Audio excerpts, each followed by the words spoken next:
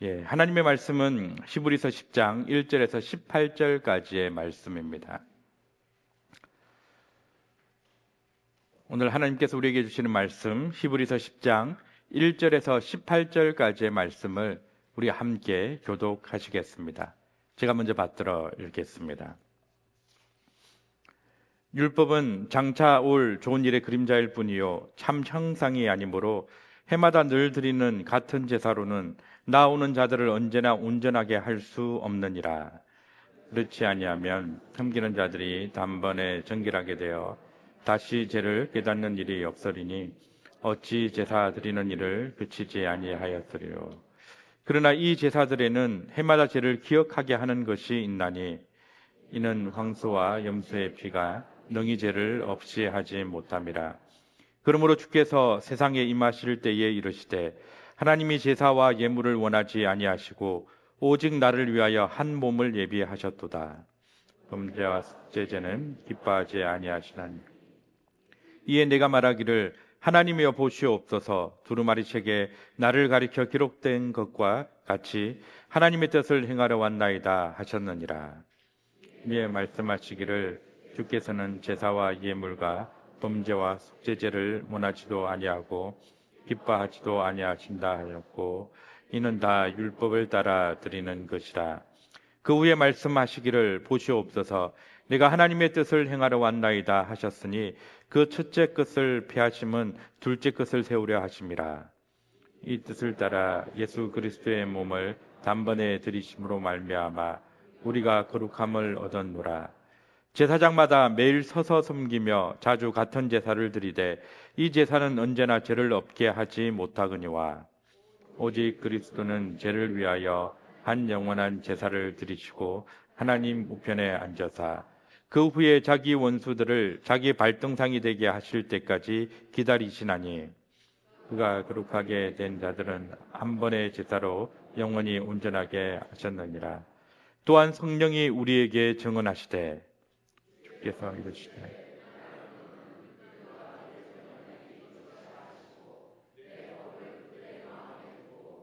그들의 생각 기록하리라 하신 후에 또 그들의 죄와 그들의 불법을 내가 다시 기억하지 아니하리라 하셨으니 이것들을 사하셨은즉 다시 죄를 위하여 제사 드릴 것이 없느니라.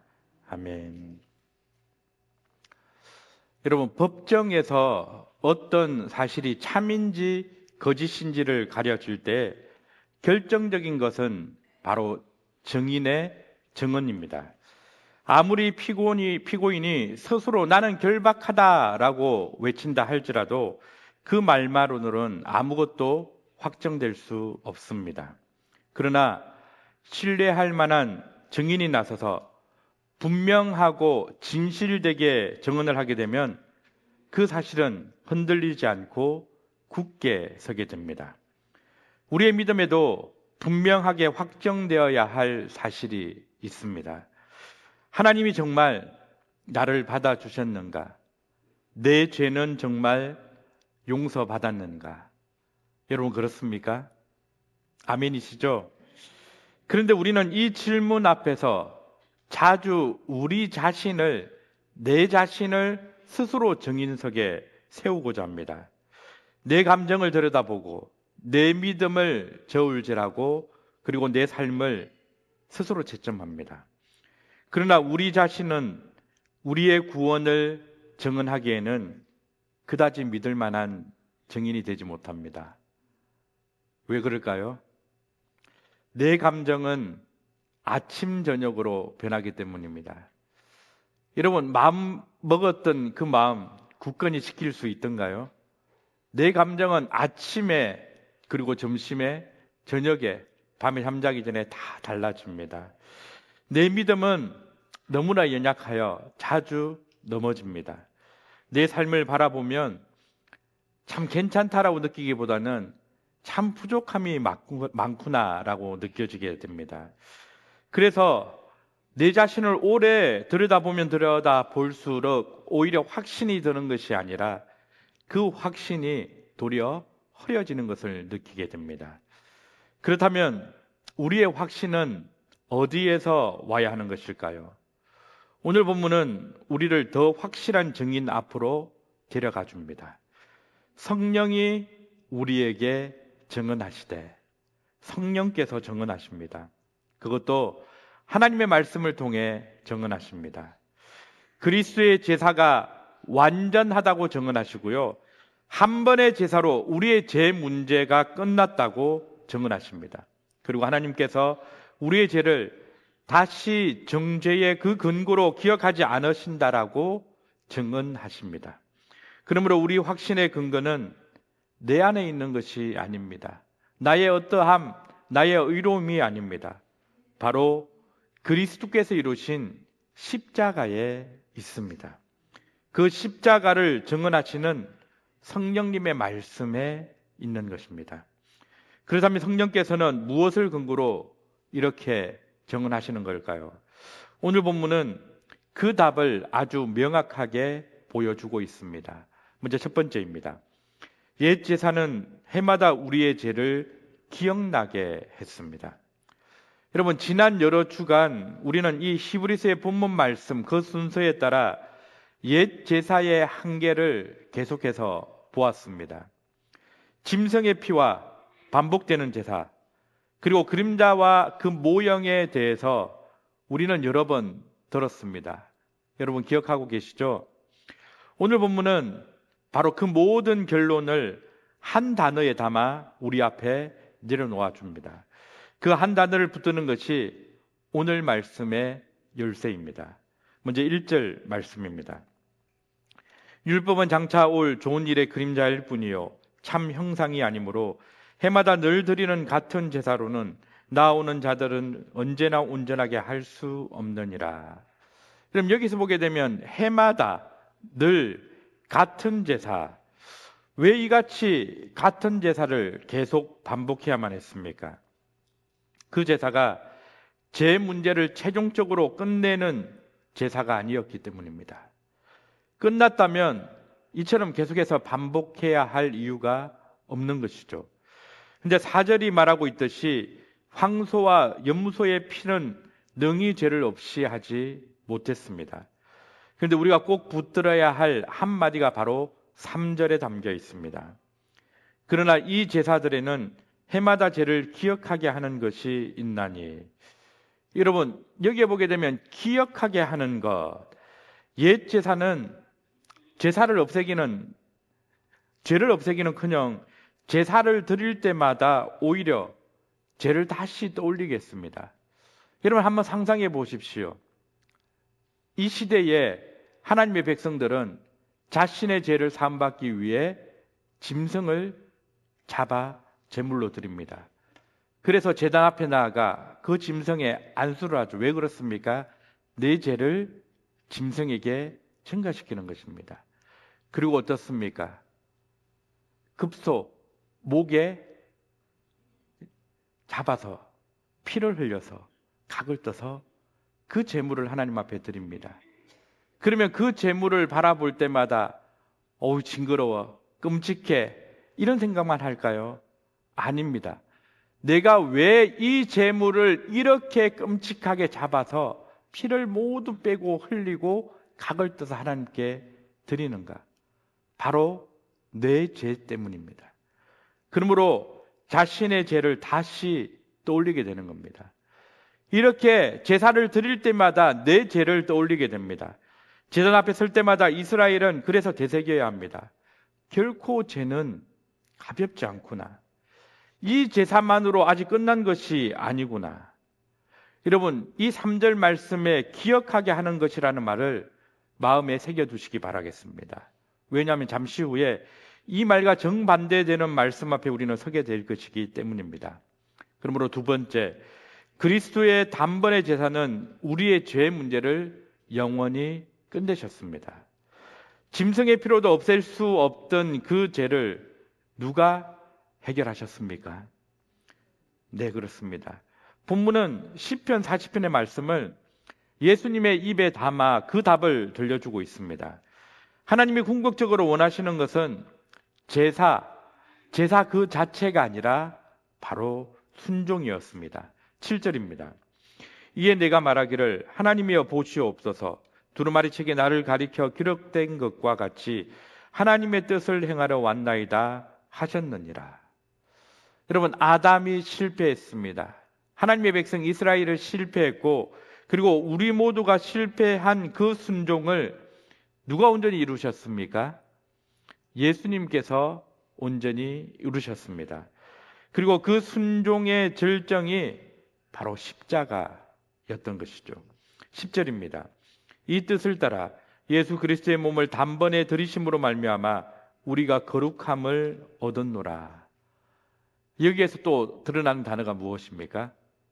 단번에. 이 한마디는 이제 우리에게 너무나 익숙한 단어입니다. 옛 제사는 반복되었습니다. 하지만 예수님의 제사는 단 한 번으로 충분했습니다. 왜 그렇습니까? 완전했기 때문입니다. 그런데 오늘 본문은 이 완전함을 아주 선명한 한 폭의 그림으로 보여주고 있습니다. 바로 자세와 자리입니다. 11절을 보면 제사장이 매일 서서 섬긴다라고 기록되어 있습니다. 그런데 제사장은 왜 그렇게 매일 서 있습니까? 아직 끝나지 않았기 때문입니다. 오늘 드려도 내일 또 제사를 드려야 됩니다. 그리고 또 드려야 됩니다. 계속해서 제사를 드려야 되기 때문입니다. 그러나 12절은 그리스도를 이렇게 말합니다. 오직 그리스도는 죄를 위하여 한 영원한 제사를 드리시고 하나님 우편에 어떻게 했다고요? 앉으사. 여러분, 예수님은 앉으셨습니다. 왜 앉으셨을까요? 다 이루셨기 때문입니다. 더 드릴 제사가 없기 때문이죠. 더 치를 죄값이 없기 때문입니다. 여러분, 아직도 서서 제사를 드리는 제사장, 그리고 이미 앉으신 예수 그리스도, 이 한 폭의 그림 안에 복음이 담겨 있습니다. 그리고 14절이 그 완성의 깊이를 보여줍니다. 그가 거룩하게 된 자들을 한 번의 제사로 영원히 온전하게 하셨느니라. 여러분, 그가 거룩하게 된 자들을, 거룩하게 된 자들 누구입니까? 예수 그리스도를 믿는 자들, 하나님의 자녀들, 바로 저와 여러분들입니다. 근데 한 번의 제사로 영원히 온전하게 하셨다. 그러면 우리는 이렇게 묻게 됩니다. 여러분은 온전한 모습입니까? 내 자신을 바라보면 나는 참 온전하다라고 스스로 이야기할 수 있을까요? 나는 아직 이렇게 부족한데 어떻게 영원히 온전하게 되었단 말인가? 라는 의문이 생길 수밖에 없습니다. 본문은 두 가지를 함께 말합니다. 하나님 앞에서 우리의 신분은 이미 완전하게 확정되었습니다. 우리는 하나님의 자녀, 완전한 하나님의 자녀로 확정되었습니다. 인침받았다는 뜻이죠. 그리고 우리 삶의 거룩함은 그 확정된 신분 위에서 계속해서 자라가야 한다는 것입니다. 그런데 이 순서를 뒤집으시면 안 됩니다. 여러분, 우리가 거룩하게 살아서, 우리가 의롭게 살아서 용서받은 것이 아닙니다. 용서받았기에 우리는 거룩한 삶을 살아가야 하는 존재인 것입니다. 이미 확정된 이 신분, 이것이 바로 오늘 성령께서 정언하시려는 사실에 흔들리지 않는 토대입니다. 그러면 세 번째, 성령께서는 하나님이 우리의 죄를 다시 기억하지 않으신다라고 정언하십니다. 이제 오늘 본문의 심장에 이르렀습니다. 15절입니다. 또한 성령이 우리에게 정언하시되, 여기에서 우리에게 말이란 우리에게라는 단어에 주목하십시오. 지금까지 본문은 예수님께서 2000년 전에 저 멀리 골고다에서 무엇을 이루셨는지 말해 주었습니다. 그런데 그 2000년 아주 먼 곳에서 일어난 그 사건이 어떻게 오늘 나에게 이루어진 내 것이 되었습니까? 그 완성된 사실이 어떻게 내 마음에 확신이 된 것일까요? 여러분, 왜 그런 것일까요? 바로 성령께서 정언해 주셨기 때문입니다. 성령께서 우리 마음에 말씀해 주셨기 때문입니다. 성령님은 저 멀리 이루신 그리스도의 사역을 오늘 이 시대를 살아가는 우리 마음으로 가져오셔서 하나님의 말씀으로 증언해 주신 것입니다. 이것은 너를 위한 것이다 라고 말씀해 주신 것이죠. 사랑하는 성도 여러분, 서론에서 우리는 나 자신이 믿을 만한 증인이 못 된다라고 말씀드렸습니다. 바로 여기, 그러므로 우리가 기다리던 참된 증인이 계십니다. 내 믿음이 흔들리는 날에도 성령님은 여전히 우리에게 증언하고 계십니다. 우리의 확신은 내가 억지로 쥐어짜내는 것이 아니라 성령님께서 친히 증언하시는 데서 나오는 것입니다. 그렇다면 성령님은 무엇을 증언하고 계십니까? 먼저 16절입니다. 주께서 이르시되 그날 후로는 그들과 맺을 언약이 이것이라 하시고 내 법을 그들의 마음에 두고 그들의 생각에 기록하리라 하신 후에, 여러분, 새 언약의 은혜는 죄를 용서하는 데서 그치지 않았습니다. 하나님께서는 우리의 마음도 새롭게 해주셨습니다. 그리고 하나님의 말씀을 돌판이 아니라 어디에 새겼다고요? 우리의 마음에 새겨주셨습니다. 그러니 여러분, 우리 스스로에게 한번 물어보십시오. 내 마음에 하나님을 사모하는 마음이 있는가? 여러분, 하나님을 사모하는 마음이 있으십니까? 비록 우리가 연약할지라도 죄를 미워하고 하나님의 뜻대로 살고 싶은 그런 소망을 가지고 있습니까? 만일 그 마음이 있다면 여러분, 그 사모함조차 내가 만들어낸 것이 아닙니다. 하나님을 믿는 그 믿음도 내가 만들어낸 것이 아닙니다. 내가 결정하고 내가 결단했기 때문에 생긴 것이 아닙니다. 바로 성령께서 우리의 마음에 새겨주셨기 때문입니다. 그것은 우리가 새 언약 안에 있다는 바로 성령님의 사인, 서명인 것이죠. 그러므로 그 마음을 바라볼 때조차 우리는 결국 내 열심을 바라보는 것이 아니라 내 안에서 일하시고 역사하시는 성령님을 바라보게 된다는 것입니다. 확신의 시선은 언제나 나에게서 성령님께로 옮겨가야 하는 것입니다. 그런데 우리는 삶을 살아가면서 항상 내 중심일 수밖에 없습니다. 왜 그렇습니까? 여전히 죄인이기 때문입니다. 우리에게는 여전히 아직 육신의 몸을 입고 살아가기 때문에 항상 내 중심입니다. 그래서 나만 괜찮으면 되는 것이죠. 누가 어떻든 말든 나와 가족만 그냥 편안하게 잘 살면 큰 어려움 없이 지낼 수 있습니다. 그리고 열심히 신앙생활하고 믿음생활을 하는 것도 내가 열심히 했다, 내가 섬겼다, 내가 이루었다라고 항상 그 중심에 내 자신을 둡니다.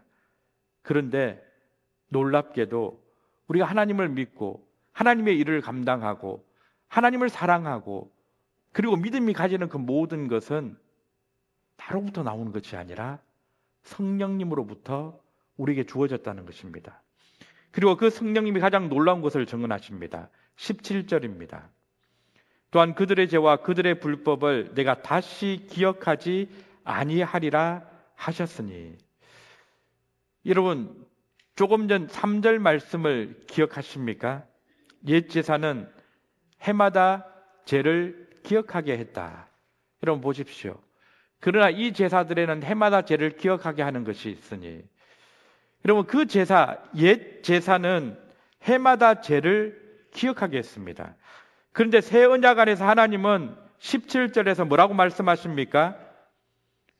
죄와 불법을 내가 다시 기억하지 아니하리라. 바로 이것이 오늘 본문 전체가 우리를 데려온 자리입니다. 죄를 자꾸 떠올리게 하던 그 제단에서 죄를 다시는 떠올리지 않게 하시는 은혜의 보좌로 우리를 옮겨주셨습니다. 기억하게 하던 그 제사에서 다시 기억하지 않으시는 언약으로 우리를 옮겨주셨습니다. 이것이 바로 십자가가 만든 변화입니다. 그런데 여러분 오해하시면 안 됩니다. 다시 기억하지 않겠다라는 그 말씀은 하나님이 기억을 잃으신다라는 뜻이 아닙니다. 여러분 하나님은 어떤 분이십니까? 전지전능하신 분이십니다. 우리의 과거, 우리의 실패, 우리의 죄, 아무에게도 말하지 못한 우리 내면 깊은 곳에 그 생각까지도 다 알고 통찰하고 계시는 분이십니다. 그런데도 불구하고 하나님께서는 우리의 불법, 우리의 죄를 다시 기억하지 않으시겠다라고 말씀하십니다. 근데 이것은 무슨 뜻입니까?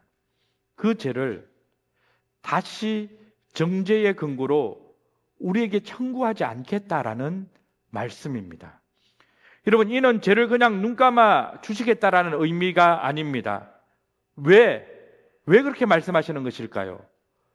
우리의 죄를 이미 독생자 예수 그리스도에게 전가시켜 남김없이 심판해 주셨기 때문입니다. 죄값을 묻지 않으시는 것이 아니라 이미 그 죄값을 다 치르셨기에, 그 죄값을 다 받으셨기에 두 번 청구하지 않겠다라는 말씀입니다. 십자가에서 이미 치러진 그 값을 하나님께서 우리에게 다시 요구하지 않겠다라는 의미입니다. 18절입니다. 이것들을 사하셨은즉 다시 죄를 위하여 제사 드릴 것이 없느니라. 이제 우리의 죄가 기록된 그 장부가 닫혔습니다. 빚이 청산되었습니다. 제사가 끝났습니다. 이것이 성령께서 오늘 우리에게 증언하고 있는 바로 복음입니다. 그러므로 우리는 다시 죄값을 갚으려 하는 것이 아니라 그 죄사함 받은 은혜로 감사함으로 살아가야 한다는 것입니다. 사랑하는 성도 여러분, 이제 우리는 한 바퀴를 돌아 서론의 그 법정으로 다시 돌아왔습니다. 우리의 확신이 흔들리는 그날, 우리는 자꾸 내 자신을 다시 정인석에 세우려고 합니다. 그런데 그렇게 내 감정을 신문하고 내 믿음을 채점하고 내 삶을 저울질합니다. 그러나 그 정의는 오늘도 흔들리는 답만 내어놓습니다. 왜 그렇습니까? 우리는 여전히 연약하고 부족한 존재이기 때문입니다. 내 감정은 언제든지 바뀌고 내 믿음은 약해져 넘어집니다. 나 자신은 끝내 믿을 만한 증인이 되지 못한다는 것이죠. 그러니 이제는 그 증인석에서 내려와야만 합니다. 그리고 그 증인석에 참된 증인의 음성을 들어야 합니다. 누굽니까? 성령님. 성령께서 오늘도 말씀하시는 그 증언을 우리는 들어야 합니다. 그리스도께서 한 영원한 제사를 드리셨다. 하나님께서 너의 죄를 다시 기억하지 아니하신다. 내 감정보다 하나님의 약속이 더욱 확실합니다. 내 기억보다 십자가가 더 큽니다. 여러분, 우리의 죄책감보다 예수 그리스도의 피가 더욱 강력합니다. 죄 문제가 끝났기에 우리는 이제 두려움이 아니라 담대함으로 나아가야 합니다. 정죄가 아니라 은혜 안에서 살아가야 합니다. 빚진 자가 아니라 용서받은 자로 하나님께 나아갈 수 있게 된 것입니다. 그러므로 이제 남은 것은 제사가 아니라 감사입니다. 하나님의 그 큰 사랑을 간직하고 감사함으로 살아가야 된다는 것입니다. 용서받기 위해 순종하는 것이 아니라 용서받았기에 순종하는 삶을 살아가십시오. 받아들여지기 위해 섬기는 것이 아니라 이미 하나님께 받아들여졌기에 감사함으로 하나님을 섬기고 사람을 섬기는 자리에 서야 하는 것입니다. 성령께서 말씀으로 증언하시는 이 복음 위에 우리는 굳게 서야 합니다. 그러므로 그 완성된 믿음을 믿고 감사함으로 순종하며 우리에게 허락해 주신 그 십자가의 사랑으로 우리는 더 이상 우리 스스로 죄값을 치르는 자리에 서는 것이 아니라 그 자리에서 내려와 날마다 감사함으로 하나님께 더 가까이 나아가는 저와 여러분 되시기를 우리 주 예수 그리스도의 이름으로 간절히 축복합니다. 아멘.